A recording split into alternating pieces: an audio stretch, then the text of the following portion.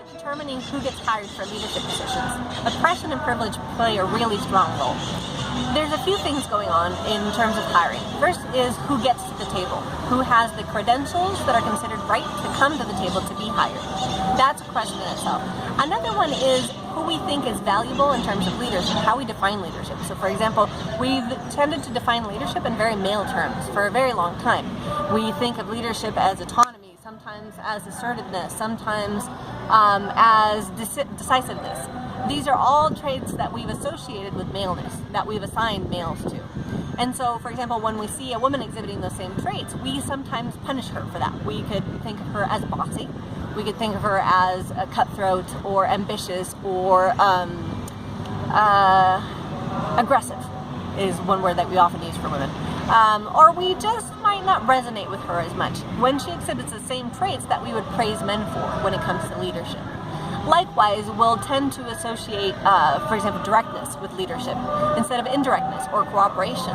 And these can be very white terms. So in many ways, the ways that we codify leadership have to do with the way we codify who is valuable in a society. And that tends to line up with all the positions of privilege that we have. Whiteness, heterosexuality, maleness, etc. So when it comes to changing up the patterns that we've found, we tend to see that who floats to the top ends up matching the people that have power and privilege. We see men floating to the top.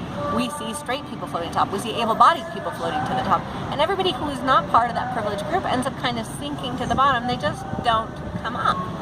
One of the phenomena that we know about is the glass ceiling. It's been used to describe the way that women can advance up to middle management, but they often just don't end up making it to the top positions.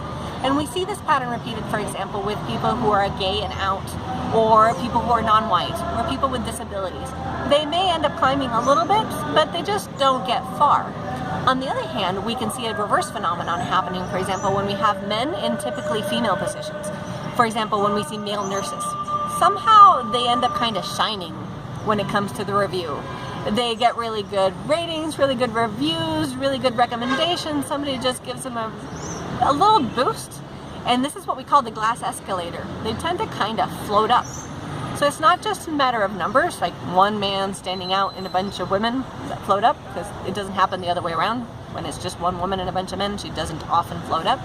It's that we've associated the characteristics that we define for leadership with the same groups that we define as power and privilege.